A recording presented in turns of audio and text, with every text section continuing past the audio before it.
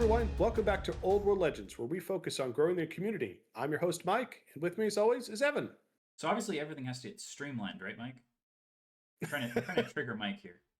Oh my goodness. Oh my goodness. No, this is a good topic. So, one of the things we've been talking about for a while, and we're going to dive into, is we're going to talk about some of the more complex rules, questions we get hit up on the Discord pretty frequently from veteran players, from new players, from people who just forget, and all sorts of stuff. And sometimes the answers are obvious, and sometimes they're not. And it's really complicated. And I think to Evan's point, um, we love Warhammer: The Old World. We love the complexity and the depth of the game.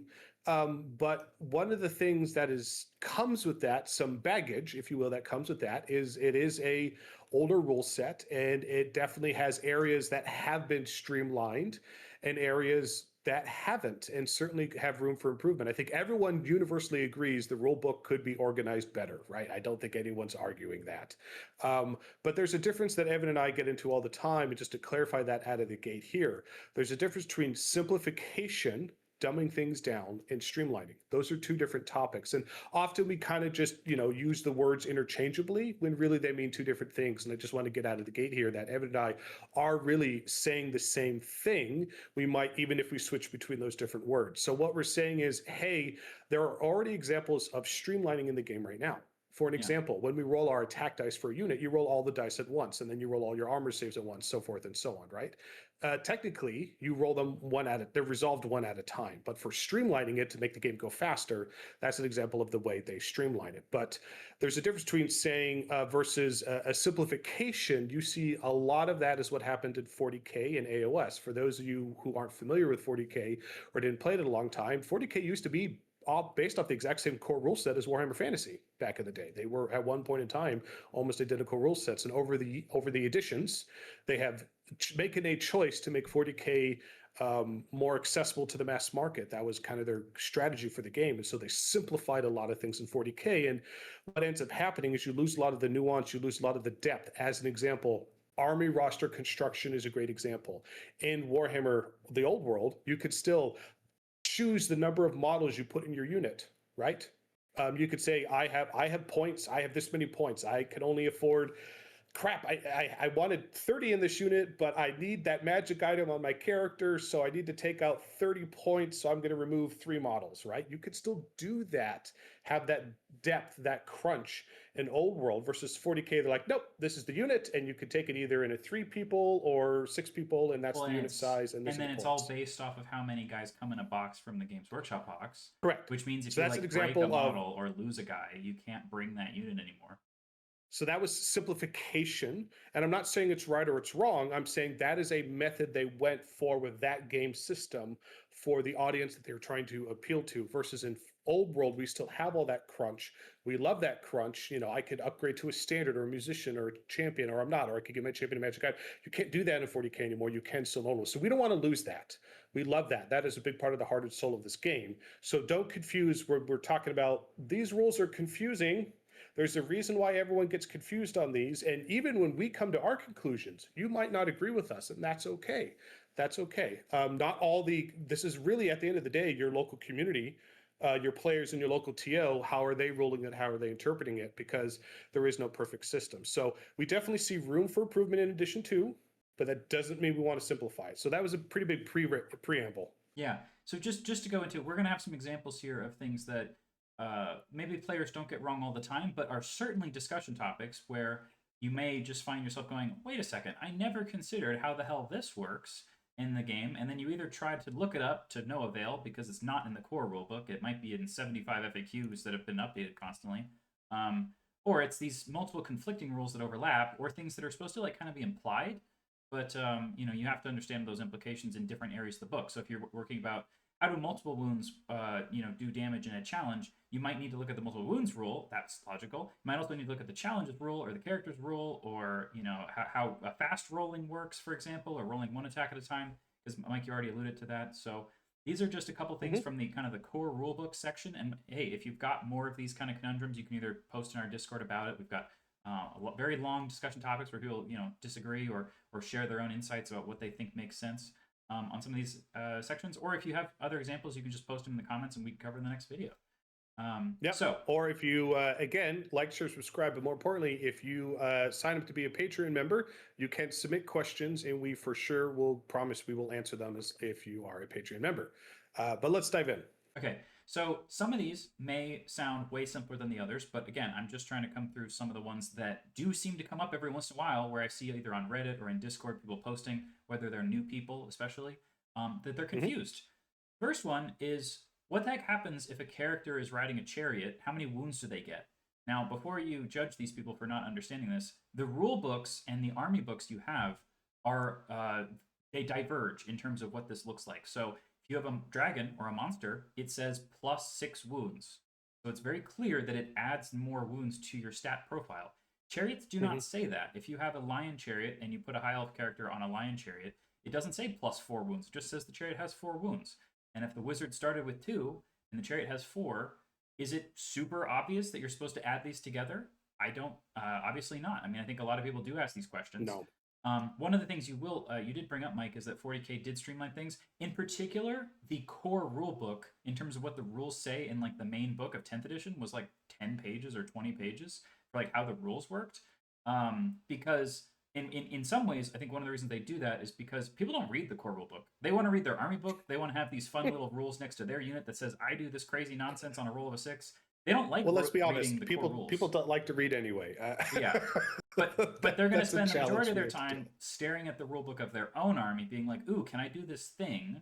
Right? And when their own army book says +6 wounds next to a dragon and just 4 wounds next to a chariot without a plus next to it, this creates this concept in people's minds where maybe they don't add in that case. So that would be a great example where is that we're not saying we want to simplify it.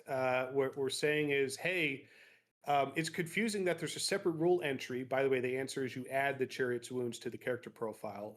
They put that is buried in the rules. But to Evan's point, I thought they did a very good job of it. If it is a ridden monster, here's the ridden monster profile, almost like they do with horses, right? When you're mounting, so there's a horse profile.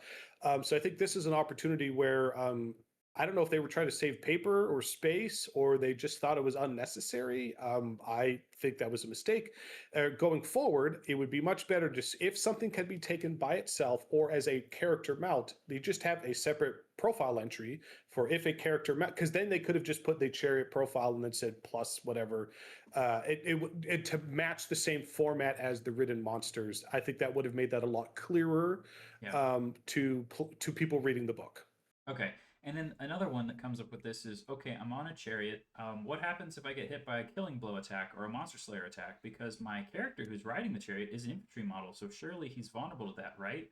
Well, I guess not, because your unit type changes to match your mount, I assume. I mean, I'm assuming that says that somewhere in the rulebook, but that seems how everyone plays it, right? That if you're an infantry character and you ride a monster, you suddenly switch unit types from you become a monster. And so you're not the same. That's in the split profile section, I believe, of the rulebook. Yeah. Okay. But that's not specific to chariots per se. It kind of is, it kind of isn't. So this is where in previous editions, killing blows, killing blows, killing blows, killing blow.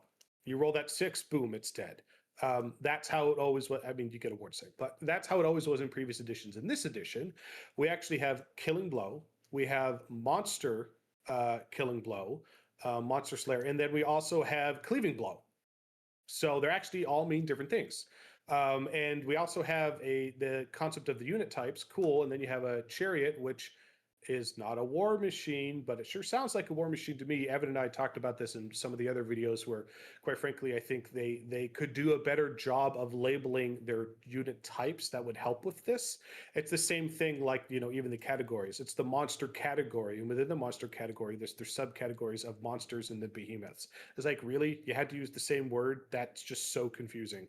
It's the same thing here. They really should have had like artillery as a category and then war machines as a category, in my opinion. That included chariots and such. And artillery is basically all the artillery stuff. But they didn't. They basically called artillery, all the artillery, war machines, and then chariots are just chariots, and they're not actually part of a parent category. Or again, they could have had war machine, and then under war machine, you have chariots as a type, and then artillery as a type. But anyway, the point is, a killing blow affects anything with the infantry label, normal infantry or monstrous infantry.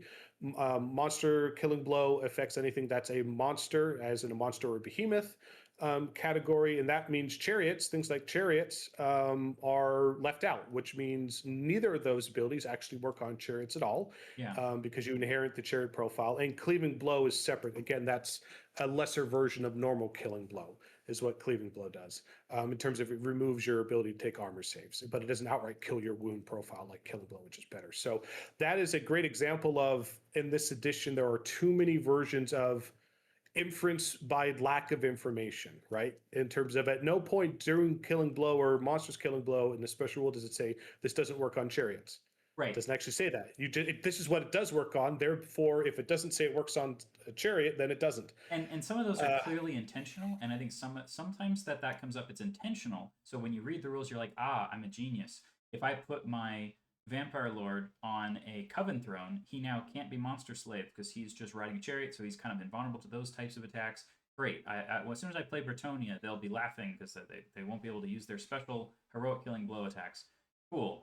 But then sometimes it seems to almost that those kind of exclusions are not intended, and they're so backwards that it just is like, really? And you just stand there going, is that really how it works? And you wonder whether the rules writers actually even know that this is an implication. So we'll cover some of those coming up as well. But yeah, if you're on a chariot, you're basically just immune to either of those types of attacks, other than the regular damage. So they don't instantly kill you.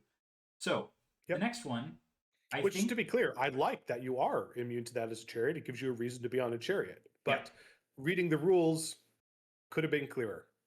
So the next one is random movement. Now, if you don't use random movement in your armies, because, for example, I don't, you might not know that there are 6 FAQs about random movement in the core rulebook. However, if you play against someone who has random movement, you damn sure need to know how this works, because you don't want someone to accidentally be taking advantage of a rule that's kind of vague. And early on in the edition, when these FAQ answers had not come out yet, this was just overwhelmingly broken. So here were the things that people assumed you could do. I roll my random movement. I see how far it is. It allows me to snake around behind you and get a rear charge, even though I started in front of you, right? That's one thing you used to be able to do. So let's tackle one at a time. Yeah. Right. So that one is FAQ. A lot of people did that. Yes, a lot of people did that because it just said, hey, if you move into base contact, you're a charge. You count as charging the arc you moved into. It never said you had to move into the closest one because you're not doing a charge move. And charge moves have all kinds of restrictions on exactly how they work, but random movement didn't. So you could just, I'm going to do a snake case and I'm going to go behind you. Wanted to. Yeah, and I totally get why people wanted to do it. And the most common example was like the squig hoppers, right, or mangler squigs, having plenty of movement to tag someone's flank or rear, but that's not, they did FAQ to say, no, sorry, that was not our intention. Basically, at the start of your turn, before any models have moved, your unit is in the majority of the opponent's arc. Whatever arc that is in, that is the only arc that you could charge, irrelevant of whether you could get to the side or not. So that is how they solve that, which is a good solution. And I know the sad squig hoppers out there, but it does make the game play significantly better because it was super not fun and exploitable the other way around. So that's better for the game. So that's the first thing that they needed to tackle at the beginning. One of the things they had to tackle at the beginning of the edition. So I was actually unsure about this one until recently. So if you have random movement 3d6, which is essentially the good random movement, the other random movement of anything else is terrible because of how don't roll very well. Just the way the math works out. Yeah, and unfortunately, I really wish they changed this in the next edition, where instead of it being 2d6 is untakeable garbage and 3d6 is brokenly good. Can we just get something like 2d3 plus 2, or like just give me other stuff here, because I think it would be great to have other numbers. So if a random mover with 3d6 flees or pursues or overruns, how far do they go, or do they give ground? Now, I thought that I saw in the core rulebook somewhere that it said basically if you're random movement, you have to use this number for everything. And I assumed that would mean these other movements. Now, they did FAQ this to help clarify whether that was originally clear or not. Because sometimes the original rules are clear, but whether or not anyone noticed is another topic, right? Because maybe people just didn't know or they were playing it wrong. But yeah, no, you just do a regular 2d6 on an overrun, pursuit, or flee, even if you have 3d6 random movement. So that's good to know. And make sure you don't, run away farther than you're supposed to, that kind of thing. Yeah, and this, it is confusing. It is. It just is. And they kind of had to deal a similar thing with flyers and such in terms of understanding the movement characteristic. But guess what? There are moves in the game that don't care about your movement characteristic. Yeah. if that's not confusing enough, right? So let's just go on the baseline. There's the basic movement, and basically, if you're a flyer or you're a random mover, right? The flyer says replace. If you choose to fly, you could walk on the ground. If you choose to use your fly ability, just replace your movement value with whatever your fly value is for that model. Okay, cool, get it. If you're a random mover, it's the same thing. You roll the dice, you roll those dice, and then whatever the total of those dice is, that for this turn, that is your movement characteristic. And that's how far you can move. It doesn't change whether you're skirmishing or not skirmishing, right? So it doesn't affect those other things. It just changes your movement value for that turn, and then has all the other benefits of the enemy not being able to react to you during a charge because they're surprised. So, but when you follow up or give ground, it doesn't use your movement characteristic. It just 2 inches, period, right? When you are fleeing, or when you are pursuing. So if you're fleeing, it's two dice. You can use Swift Stride. Swift Stride allows you to add that to it, but it doesn't use your movement characteristic. It's the same with a pursuit, right? And a pursuit is the same whether the enemy fallbacks in good order, or whether they flee. The difference is if they flee, it's 2d6. If they fall back in good order, you roll 2 dice, you take the highest. But if you pursue, it's always a pursue is a pursue is a pursue is a pursue. So it's roll 2d6, and that's where you're going. There are some armies that have a modifier to that, like dwarves are slower. So I believe they have a -1 to those things. But again, your movement characteristic is irrelevant for that roll. So this is why people get confused by this all the time, because it is confusing. Yeah. Because it's a movement that doesn't use the movement characteristic. Well, that's actually bringing up another great topic. A lot of people maybe mistakenly believe that if you flee from, like, let's say you flee from a charge, or you are in a woods and you break and flee from combat, or you fall back even from combat and you're in difficult ground, that you lose an inch on this flee move because you lose an inch on your movement statistic for being in difficult ground, and obviously I'm in difficult ground, right? Well, actually, no, because the flee moves are already just random numbers, so that you don't use your movement stat, and only movement that uses your movement characteristic does that. That actually comes up, I would say, every once in a while, where people are like, surely I lose an inch, right? And it very often doesn't make that much of a difference, but no, you don't. And that is a confusion. I do kind of wish there was almost just like a video game effect of you just lose 20% of your movement speed in a forest, instead of it being this weird sometimes -1, sometimes not situation. Well, to your point, that's a great example where is the game better off for fleeing and pursuing, not following more closely to the rules that the movement phase uses? Right. And at what point is that simplifying the game versus that streamlining the game? And to me, in this great example you brought up, Evan, I think the interesting depth and crunch of it is that difficult terrain affects movement. That's the interesting thing, because you don't have that in 40K. They removed it. They removed it, but it doesn't affect all movement. And that's an example where it creates further confusion. And is the game better off that it creates further confusion? So that would be a great example where, in my opinion, I agree. If there's difficult terrain, and you could even have different, I think there should be different effect movements of difficult versus dangerous versus just getting hurt. But you could even have tiers of it. But I think just anytime you do any sort of movement, flee, pursue, whatever, I think the game would be better off if we just streamlined it so that it was -1 to your distance or movement characteristic, however it worked in either situation. But that's not what they chose to do in this edition, or other editions. So maybe that's something we would love for them to consider the next edition. It's the nuances of that. I love that a flee move feels different and good versus a normal move, and I love that mechanically they work differently. That's great. But then the modifiers of the environment of the terrain, I wish were more consistent in how they were applied to those different versions. Right. Okay. So random movement has 6 different references in the main FAQ. But I think we've covered some of the big ones. The last one that comes up a lot is, what the hell happens if you cast Arcane Urgency on a random mover? Now, it is just in the FAQ. This is how it works. You get to move again, but you cannot make a charge, because random movers can only charge in the compulsory moves phase. And the Arcane Urgency happens in the remaining moves phase, which lets you move in a second phase a second time, but is not in the phase with which you can charge. So it's very clear from the original rules that you wouldn't be allowed to do that, but people still did it because it just seemed like, sure, I cast a spell, I wouldn't argue it's very clear. Okay, fine. Yeah. I thought it was. I had to look it up. Like, and again, this is an example where you can't do something by omission, Yeah, sure. It's not it's because omitted. it says It's that you omitted. Yeah. can't. It's Yeah. omitted, right? Mhm. So it says you may charge things if in the charge phase by declaring a charge. Okay, Yeah. that's pretty clear. Randomers don't do that. And then under compulsory movement, if you're a random mover, it says if you touch things in contact, you have count as charging. Cool. It is complete omission saying any other phase you may not count as a charge.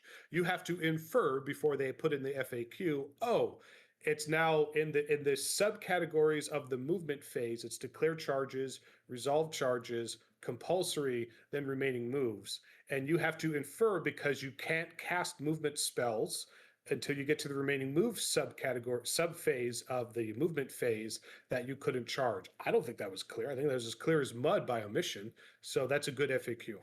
Okay. So the next one up is quite nasty. I think that we've gotten so many different opinions on exactly what people think it's supposed to be or how it's supposed to work. What happens if you're in a challenge and you have multiple wound damage and you're doing multiple wounds and you've already killed the guy, but you still have several multiple wound damage attacks left over? Now, for a long time, I was under the impression that all of the attacks after the guy's dead, the multiple wounds, don't multiply out into overkill points. I haven't been able to find anywhere in the core FAQ or the core rulebook that says that's not how it works. But here's what does exist in the rulebook. It says multiple wounds have no further effect after somebody dies, unless if you're fighting a challenge with a character. But that then means that if you use that rule to say that they do count for overkill against characters, they then wouldn't count versus champions, unless if you do another supposition by saying that champions count as characters in that case, which is not said in the multiple wounds rule, but is potentially said in other places. And if you just play them differently, you're even more confused. Yikes. Anyone else confused by hearing that? Yes. I mean, I don't know. So, let's dive into this one. So we just break it down by components. And Yeah. just to be clear, the answer is it's not clear. No, it's not. But let's at least walk you through the rules and have a conversation about it in terms of, and these are conversations that Evan and I and the people on the Discord and our awesome people in the community, we have all the time. So saying, okay, multiple wounds, if you're fighting something normally and you have multiple wounds before a challenge, right? It doesn't really matter because in terms of after they're dead, because there's no spillover. Yeah. That's very clear. So if I'm fighting, I have a multi-wound ogre blade, D3 wounds, and I'm fighting one wound infantry models or cavalry. My blade is irrelevant unless they're making regeneration saves, in which case they have to roll them out separately. That's the secondary thing, which we'll have to bring up, is the regen. That's the next one. But let's before regen, let's just say I'm fighting one wound infantry or cavalry that just have a normal armor save. Doesn't matter. You take your save. If it allows a save, if you could take a save, if you make it, ding, you don't suffer you never roll for the wounds. Your armor protected you. Cool. That's pretty simple. If you fail, it doesn't matter whether I did 3 wounds or 1 wound or 2 wounds in this case, or 6 wounds to that 1 wound infantry. He can only suffer 1 wound, and the additional wounds do not spill over. They are just lost. So that's very straightforward. Right. I think that's where everyone's in alignment. Then you have situations where, again, even if it's a multi-wound enemy, let's say unit of ogres, right? Yeah. Well, they have 3 wounds a pop, right? Well, same thing. They can make an armor save. They make an armor save. They ignore it. If they fail the armor save or fail armor saves, this is where the difference of fast rolling versus slow rolling needs to trigger. Normally, we can fast roll the whole game. Aha, multi-wounds is one of the scenarios where we need to slow down. So the instance of the multi-wound ogre. So let's say Evan attacks me with his Chaos Lord on a dragon with the ogre blade because he's a big bully, and my poor ogres. I have two ogres or 3 ogres in the unit. He rolls all his attacks at once. He rolls, all his wounds at once, right? Fast rolling. Cool. Mike, I need to make this many saves at this minus IP. Okay, I can roll all those at once because it doesn't matter at this point still for fast rolling. So let's say Evan wounded my unit 5 times. I can roll 5 armor saves. Let's say I pass 2 of them. I fail 3 of them. Slow down. This is where we need to stop. Because the order of operations is critical here. So this is the instance where, Evan, you've wounded me 3 times. What do you need to do next with your 3 wounds? In particular with the Ogre Blade, now each of them is D3, which means depending on what you roll on those dice, it could each of them could take out an ogre by rolling a 3. right? Or I could roll a 1 for the first damage, and then a 3 for the second one, which would then still kill just that first guy, and then a 2 on the third one, which would then leave a guy with 1 wound left. But there'd still be 2 models left in the unit. Whereas if you roll those same numbers, but in a different order, you could take out 2 ogres and leave only 1 ogre left. And so that's where you have to realize that fast rolling is great until you have an ogre blade versus a multiple wounds target. Then you suddenly have to stop when you do the damage calculation. And it's not hard. It just means you have to roll them one at a time. The difference is if he rolled them all at once, well, then he doesn't get to just say, well, I'm going to maximize my wounds in this order so you suffer them. Or I can, as the defender, choose how I'm going to put these wounds so that I get my biggest benefit. That's not how the rules work. It's back towards, again, let the dice be dice. And Evan, in this case, has to roll them one at a time. And they might roll in his benefit. They might roll in my benefit. Whatever the fickle dice gods give us depends on that, because it doesn't matter that if I have an ogre that has a 3-wound ogre and there's 2 wounds on it, if Evan rolls a 3 for the next wound, he'll just take that 1 wound dead, and those other 2 wounds are lost. They don't spill over. So that's where you started fast roll to hit, fast roll to wound, fast roll for armor save. We roll for damage inflicted, slow down. Got to do slow roll. Yeah. And then the next one is fun. They changed regeneration to not work where you take the saves before the damage, but you take them after. Now, that's a great change. It works but the problem is, how the hell does this work? Now, we can assume it works one of 2 ways. It either works the way that Feel No Pain saves work in 40k, which would be helpful because they're very consistent in terms of we know exactly how that makes sense for multiple damage. The way that they work in 40k is if you have a multiple damage 2 weapon, and you have a 1 wound model that gets hit by that, and they have a Feel No Pain, you have to roll 2 dice, and you have to pass both, or else the guy dies, right? Because you still take the 1 attack, multiplies into 2 damage. 2 damage have to be saved individually, 1 at a time, and if you obviously fail either of those, you're dead. But is that how it works in Old World? It's not clear, because regeneration used to be a save you take before you take any damage at all. So you would just take 1 regen save. If you pass it, you take no multi-wounds. If you fail it, you do take the D3 or whatever. But now, if you have an Ogre Blade attacking Skeleton Warriors, and the Ogre Blade rolls 3 damage against one of the skeletons, does that skeleton have to take 3 6-up regen saves against that to pass all of them, or only 1? Because the question is, does the damage multiply out before the regen, but after, how many wounds the guy has, or not? Yeah, so let's, before we get to challenges, let's dive into this. Yeah, I'm not even talking about challenges. I'm just talking about a guy with a multiple wounds. And why does this matter? This will matter for combat resolution. This is why it matters. Yeah, exactly. So, my personal belief, they didn't say this in the FAQ, is that they are intending, or closer intending for it to work closer towards the way 40k Feel No Pain works. But that's also, to Evan's point, they didn't say that. It's not clear, and they've changed the regen, I think, twice now in FAQs in the last 2 years. So again, they clearly have been trying different things out as they've been working their way towards evolving the game in addition to. In this instance, I would argue that you do have to, so let's take the example of the Skeleton Warrior. Okay, Mr. Skeleton Warrior. Let's say Evan hits me with an Ogre Blade. Oh, crap. Oh, I have no armor save because I don't have an armor save. He rolls 3. Let's say he does 3 damage, right? Well, you do, the way it says right now, you have to roll regen wounds individually. So let's slow this down. Okay, I roll my first regen save. Let's say, well, if I make all 3 regens, 6, 6, 6. Oh, wow, I'm really good at rolling dice. But besides being really good at rolling dice, Evan at that point would get 3 towards the combat resolution, even though I saved them all, because 3 wounds were regenerated. So that's one end of the spectrum. Then we go to the other end of the spectrum. Let's just say Evan does 3 wounds. I roll my first regen save. I fail it because more than a 6 is hard to roll. Cool. Well, I'm now dead. This is not a challenge. So those other 2 wounds, do I have to roll them for combat resolution, or are they just lost? It's not. Lots of people online will say it's super clear because they feel strongly about their opinion. As far as I'm concerned, it's not super clear. Right now, the way I would rule that at our events is no, once he fails the save, he is now dead. It's not a challenge.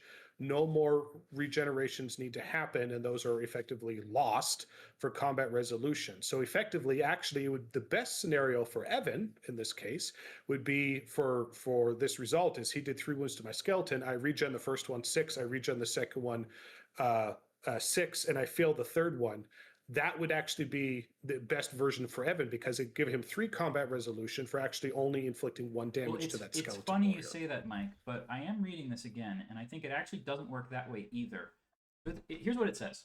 Changed regeneration to work as follows. Immediately after a wound is lost, but before a model with 0 wounds remaining are removed from play, model with this special rule make a regeneration save by rolling a d6 comparing against the regeneration value.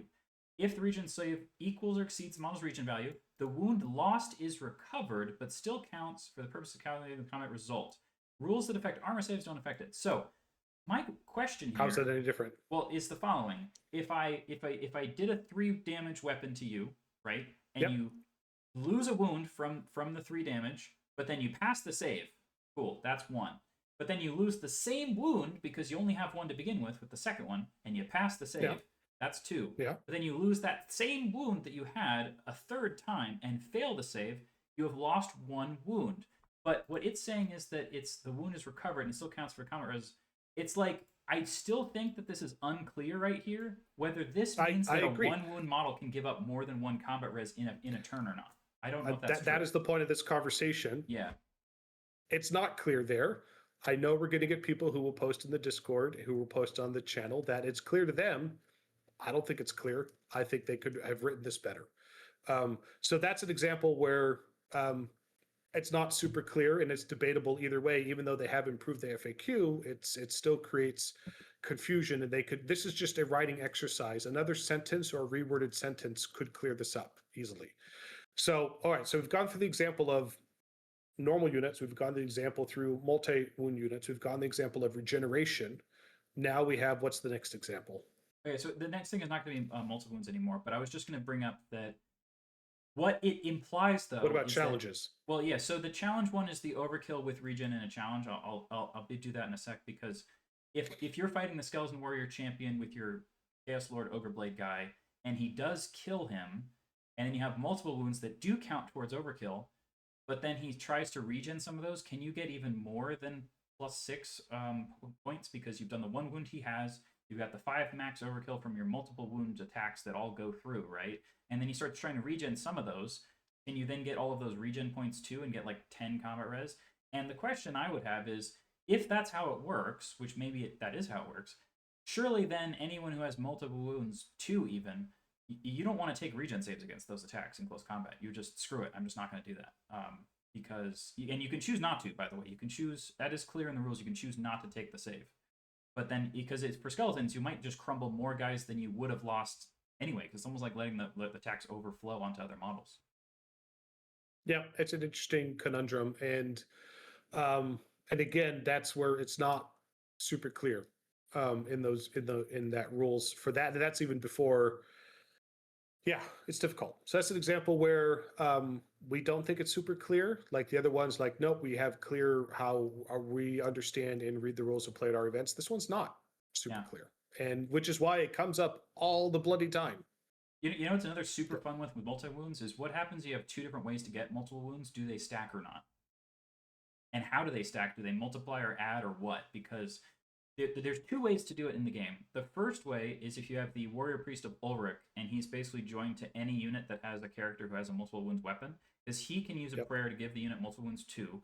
And if the character in your unit has a weapon that is, I mean, you could put an Ogreblade on an Empire character if you want. It's a terrible idea.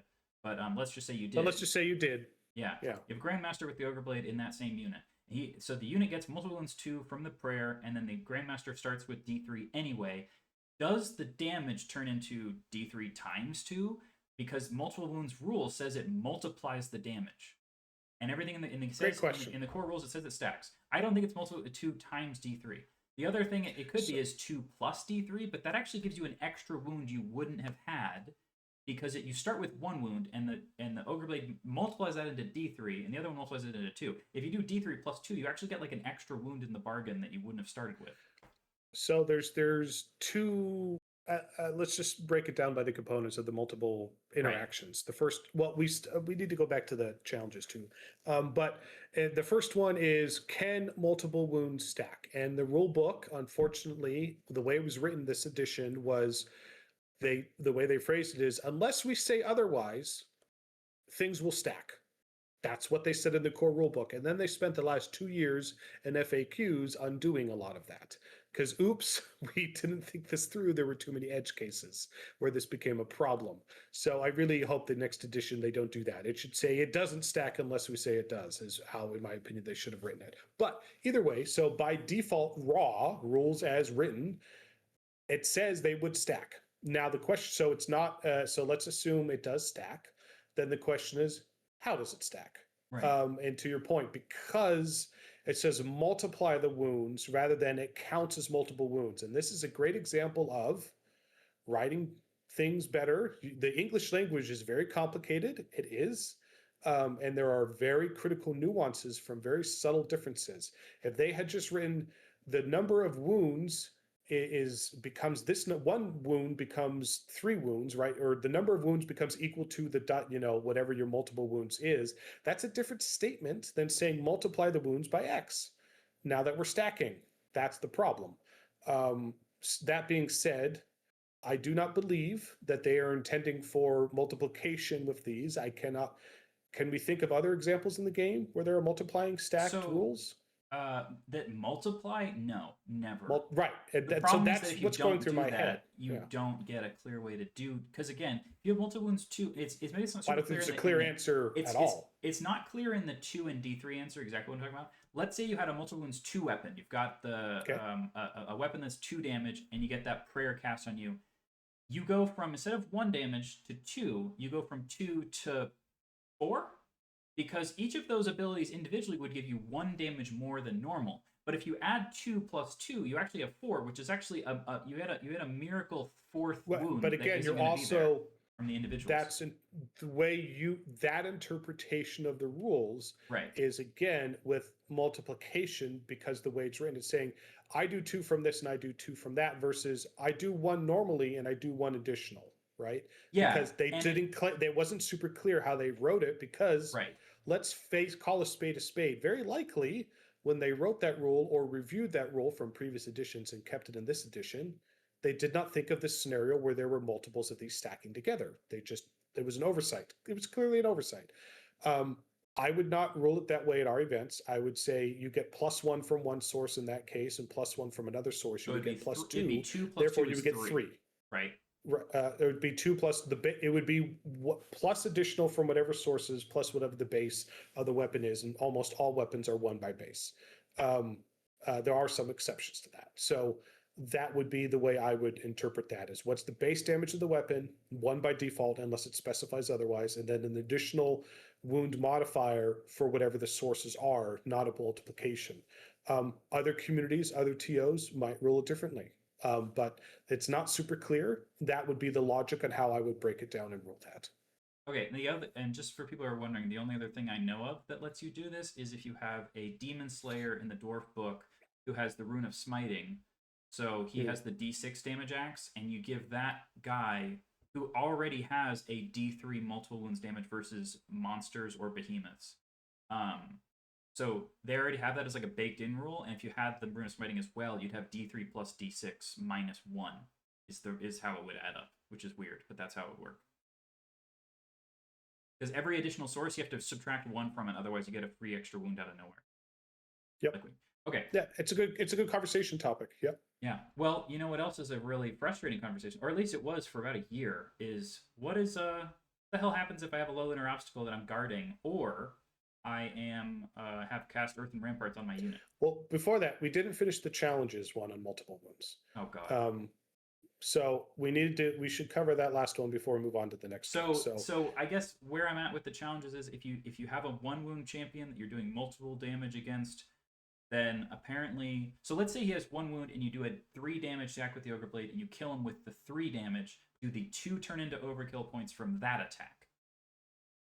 So is it 1? Right. Yes? So great question. So there are a couple things that have to go into this conversation. The first one is, how are they currently rolling multiple wounds and overkill in challenges in the current FAQ? Because it's changed multiple times. So let's just say it's not versus champion first. Let's just choose a 2 wound character, my wizard. Your chaos guy is beating up my wizard. So we're in a challenge. God knows why I accepted that challenge versus the Chaos Lord, but I did anyway. And you have the Ogre Blade, and you beat him up, and you rolled a hit, you rolled a wound. I don't have any armor because it's just a wizard. And you then roll your damage. Again, you could roll it, and you'd roll them one at a time. So you roll the first one. Let's say you do 1 damage. Okay, my wizard's down to 1 rune. You roll the next one, you do 3. Okay, well, there's no overspill, as in those wounds will not leave that character and hit another model. But the question is, does multiple wounds, before we talk about champions, does the multiple wounds spill over for the sake of overkill? That's the next question. There is no FAQ question about that in this. That's not asked at all. There is multiple wounds right here, which says what order do they happen if there's multiple of them, and basically it tells you it starts with killing blow, then it goes to unsaved by multiple, and then by regular ones after that. But then overkill doesn't mention how overkill would be affected by this, except for that in the core rulebook, the multiple wounds rule says it doesn't have an effect unless if it's for overkill. That's what it says in the core rulebook. Right. So just to clarify for everybody, it's not super clear, and they haven't properly addressed that in FAQ. The way I would rule that in this scenario where that Chaos Lord with the Ogre Blade is beating up my 2-wound wizard, his attacks are happening at his initiative value. So all these attacks are happening at the same time. They are being resolved one at a time, but it is a challenge. Therefore, he can keep rolling wounds, and he may still beat up the corpse, because those all happen. Even if it was on a dragon, that happened on a different initiative, and the FAQ said, nope, different initiative. If he's dead, you can't do that. But these all attacks all happened at the same initiative, and he could roll those multiple wounds. So let's say Evan wounds me 3 times, and rolls a 1, a 3, and a 3. In that case, I'd say you did 1 wound to him. Cool. You did the second wound, 3 wounds to him. The second, so he's dead now, plus 2 more, and then he did 3 more wounds from the last one hitting the corpse. So he would get 2 for killing the wizard, and then he would get the overkill of 5, which is the maximum in that case. You cannot get more than overkill of 5. So in that scenario, I would rule his Chaos Lord with the Ogre Blade got a 7 for combat resolution in that scenario.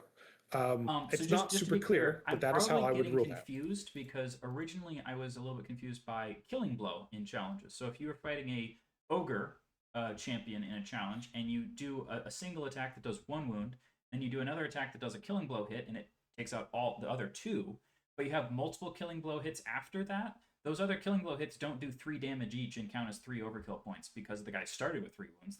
You're already dead. So killing blow only mattered the first time when you die. And they did resolve that in the FAQ by saying, because again, you would fast roll it, roll my hits, roll my wound, because you fast roll your wounds. But now you need to roll the wounds one at a time. If you're fighting a multiple wound character in or a model in a challenge, and you have killing blow, you now have to roll them one at a time. So you have to know that ahead of time. But doesn't it say? Do you? Because it says this is the order they're resolved in. So no, that's that FAQ answer was if you had both rules at the same time and you had it's not about. So you still need to slow roll it then. Yeah, because again, if you have multiple killing blow hits, whether or not you got some of those other wounds in there that aren't killing blow hits before the killing blow happened would turn into different amounts of overkill, which again, I kind of just want overkill not to exist. I'm sorry. I'm sorry. I don't want overkill to exist. I want that to be removed from the game. Who knows what the future brings? So that's that example. Now the next edge case is what happens with a champion. And the reason why, and what is the ruling on that? Because it says specifically these rules for overkill are relevant in a challenge versus a character. And it is very confusing in this edition how, based upon where you read the rules, at times a champion is just a champion, a model of the unit, and at times a champion is a character. I really wish they didn't ever put the label of character on a champion, but they did. In different places in the book, which makes it very confusing. The way I would interpret it is, for the sake of a challenge, a champion can accept and act as a champion, as a character for all intents and purposes. I would still have those same rules that work for the character work for the champion. Other TOs, other communities might not interpret it that way, just to be clear. That it's not clear, and we're just walking you through our thought process and how we came to the conclusions we came to. All right, you had one more, Evan, right? Yeah, for just different rules conundrums. So the last one, I think this is a pretty common, popular, frustrating one, is the low linear obstacle thing. Now, to many of the online internet sphere people, this is a settled debate. It was a debate. It is now a settled debate. That Games Workshop has changed their minds on a 5th time, and now here's the way that some people, because again, Mike, you were totally right when you pointed out before we did the call that I can tell you what most people do, but then I'm wrong because I don't know what most people do. Okay, I don't know how most people play this. What I do know is how a lot of other communities that discuss this online refer to this rule. So here's how they refer to it. If you're So let's pull that thread before we go into it. So Sure. that's one thing to keep in mind for anyone listening to this or watching this. Hopefully, um, people like to use big statements all the time. That's just naturally how we speak, right? As human beings, right? It's not specific to Warhammer, is in generalities, right? And we like to say, this is the accepted ruling. This is how everybody plays it. This is how everybody does it. This is the accepted, whatever it is. The reality is, the vast majority of people who play Warhammer, the old world, or any Warhammer game, do not do so at tournaments. That is a fact, actually. It's a very small percentage of people who play at events or tournaments, right? And so and guess what? The vast majority of those games aren't recorded. And those people are not on the internet expressing their opinions. Some of them are, but the majority of them aren't. And it's still true. So when we say, right, we're talking about community and what does that mean and acceptance of rules, right? So there are multiple awesome communities who play Old World, who have very awesome players who are very vocal all over the internet. There are multiple communities in the United States. There are multiple communities in the world. There's multiple communities in Europe. There's multiple communities, even just within our state in California, there's multiple communities, even within Southern California, there's multiple communities here. We're not the only one, right? And that's awesome. That means there's lots of great people to play with. But the difference is some of those communities like to all congregate on one, let's say, rule set or system of some group. Some like to use their own rule sets or system. But the vast majority of the players are not vocal, are not on Reddit, are not commenting on the YouTube channel, aren't even commenting on the Discord, even at our own events, right? I think even just for an example, right, over the last 2 years, we've had, I think, 120 individual players, unique players show up to our in-person events. I'm not counting our online tournaments because I have a separate list for who's attended what. Out of those people, I'd say on our Discord, 20 are really active and engage in a lot of the conversations. That means out of 120, that's a small percentage who are actually voicing their opinion. So just to be clear, when we say this is commonly accepted or this is the way it's being ruled, that's not true for everybody. That's true for a subset of group of players who happen to eventually align on the way that they would like to play the game. Yeah. Just to get that out there. Definitely. But I just think that it's healthy for the game in general for us to have some level of discourse around exactly how things are supposed to work to prevent, because here's what happens a ton. Oh, I've got an idea. Here's my idea. I'm going to build my whole army list around this idea. I'm going to make it so that my unit is just immune to all damage. And I'm going to use some couple of these janky or confusing rules interactions to make sure this scheme all comes together. And then you play it, and then the person's like, wait, surely that's not how it works. You can't just entrench your rangers at the start of the game, and now no one can ever attack them, right? They go, well, it's unclear, so I'm just going to go with it. And when you are in this social situation, the usual the response is, well, I don't know your army's rules, so I'm going to assume you're right about that. And I find this to be a big bummer because I don't want us to be playing games or to be taking the strategy around saying this rule's unclear, so let's just apply it in the most broken way possible to let me win. Yeah, but that's why we almost always, there are some exceptions, generally rule and play. And again, the community we're trying to promote and to grow is a positive, welcoming in community, which means we're not just playing everything rules as written. We are playing rules as intended. What we believe is the spirit of the game, which ultimately that comes down to, is this a fun, engaging system or mechanic for both players?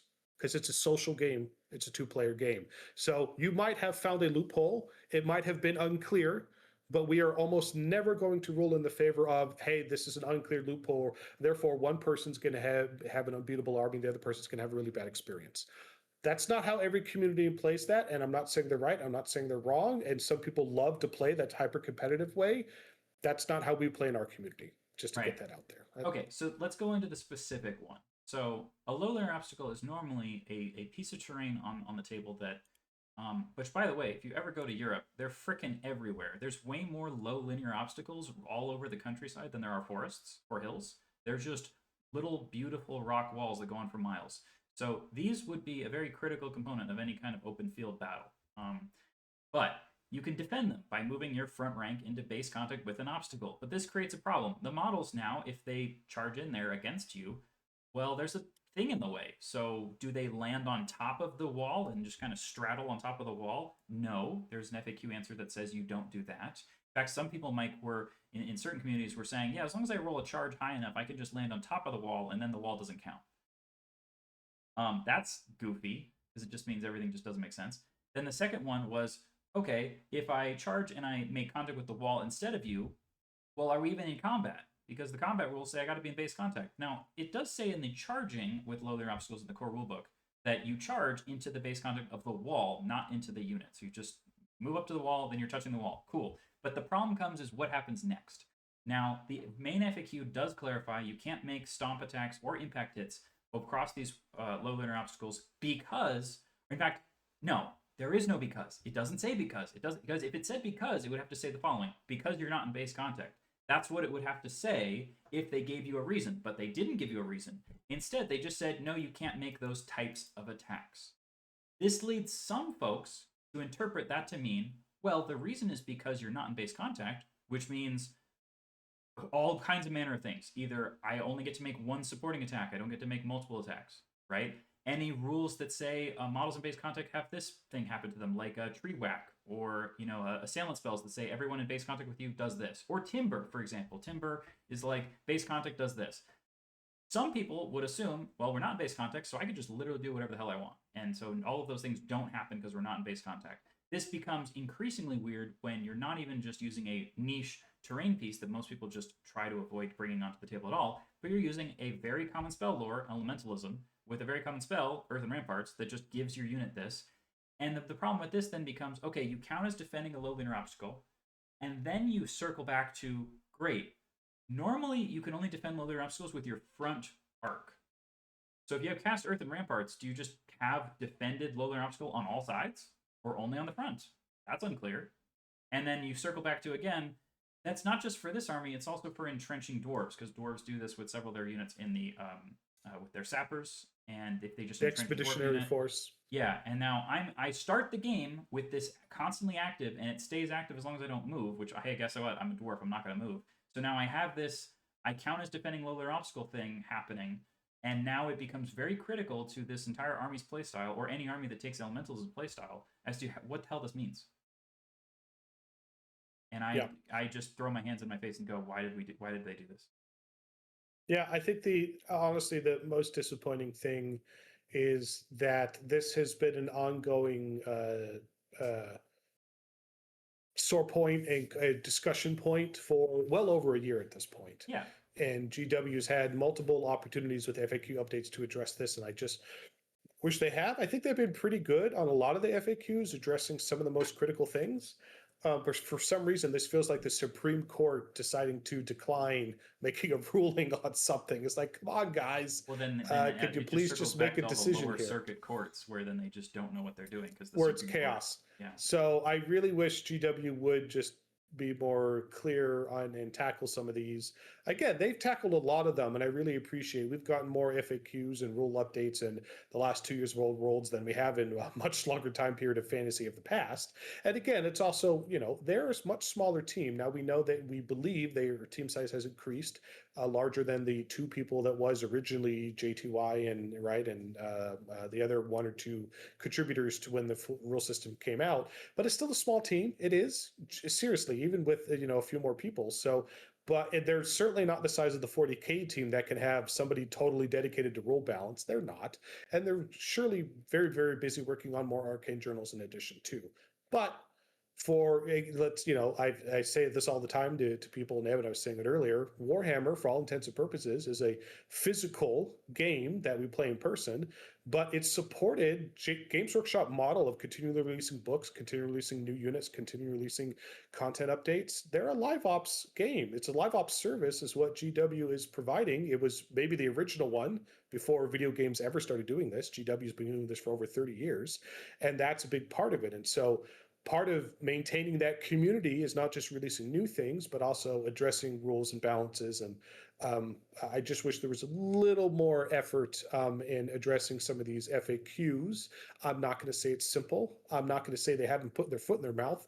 They have made multiple FAQ updates and made it worse and had to undo them. So I it is think the not old simple. joke is that like every other FAQ, it's like written by the rules as written to the nth degree person, and then the one after it is no.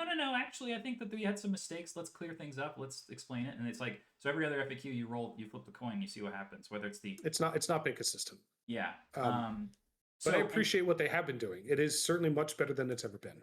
right, and that's an interesting place to take the game. But just to finish off what low linear obstacles means for the game. If you play against the dwarf expeditionary force guy, first of all, if you argue with that person that the rule doesn't work the way he thinks it does, he's going to feel like, well, I brought this whole army to try to use this rule, and now what the hell's going on? So that's what feels bad for him or you or both, right? And then if you have the Earthen Ramparts rule where you just cast this spell and now a dragon does a single attack or a Cetra goes in there and does one attack, it just feels wrong. Doesn't make sense to me. And if you have these rules that seem to just give you defend low linear obstacle, but don't clarify whether it's the front, side, rear, or every arc, especially when you have a unit of 20 or 25 dwarves who have great weapons, crossbows, and they're just behind this thing, and they all have one attack anyway. So you charge in there, and if all my guys lose all my attacks, and I've got demigryphs and all that, they all do one attack, and now the dwarves do all of their attacks because they lost nothing. It certainly just feels like, is this really what's supposed to happen? And is Old World just turning into trench warfare at this point? So I think there are two main contention points within this ongoing conversation. And while some people might declare this is the way it is on Reddit or whatever, it's not clear. They've not maybe clarified that's it. how they've resolved it in their local community, and would show great. That's the way they're playing it. It's certainly not in every community. It's certainly not the way we play it. So the first one is if I have a spell like Earthen Ramparts and it doesn't specify it's 360, is it 360? No. That's not how we're playing it. A trench, and there are technically trenches that you could dig a 360 trench, but they're for low linear obstacles. It is meant to be a fence type thing that's in front of you. It's only going to work in your front, and there are different communities which will play it differently, and that's fine as long as you and your community and both players have aligned and agreed this is how you're playing it. Then okay, it's not the end of the world. And then the other one is then, well, it doesn't specify, we're not technically in base to base. Therefore, if we're not technically, our bases are touching, all the penalties for not being in base to base now trigger.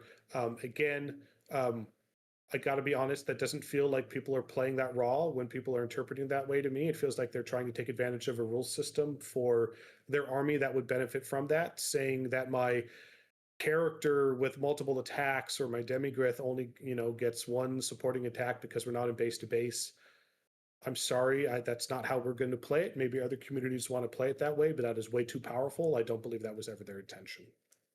Yeah, especially because you have control over which units you put this ability or like entrench or Earthen Ramparts onto, and it's much easier to get that ability to cast onto a guy who only has one attack anyway, so he loses nothing from this exchange, than it is for the other person to have all of their multiple attack units, like let's say Mournfang, for example, charge in there and then they only do one and they just get absolutely fucking creamed and it just makes no sense. Like it just actually doesn't make sense that if I've got a guy who can have multiple attacks, that because there's a little wall in front, I only make one. Now it makes perfect sense that you could stop a chariot from doing impact hits, or you could have stomp attacks that require your feet to literally step on people, that those could be prevented by having like a nice obstacle to hide behind. But having like 2 or 3 attacks turn into one does not make sense to me. I don't get that. And this is actually one of the best examples in this edition of rules as written, raw, and omission versus rules as intended, right, in terms of what's the spirit of the game, or again, and that's also an interpretation, right, versus, well, this is what it says by the letter of the law, but it is. GW needs to address it. They haven't yet. Different people will view it in different ways, and this is how we're viewing it. This is not to get into another debate about it. This is just, again, this video series is about going through these more complex rule things, questions that come up from time to time, walking you through our thought process, and maybe that might help clarify some rules for players, or maybe help the community out there. That doesn't mean you're going to agree with all of our interpretations, but it's food for thought. Yes, definitely. All right. Well, we did this first one. That was only 4 overarching topics, but we did it for an hour. So wow. There's a lot more topics out there. So hey, if you want to comment in the Discord or comment down below different topics you'd like to see us talk about the next time around. We only talked about some of the core rulebook ones. We didn't even talk about the army ones specifically yet. That will be coming up soon. So there you go. Yep. So if you like this series, please do let us know in the comments, and we will continue doing this if this is enjoyed. Out of that, Evan, any last closing thoughts, sir? Just stay legendary. All right. See you next time.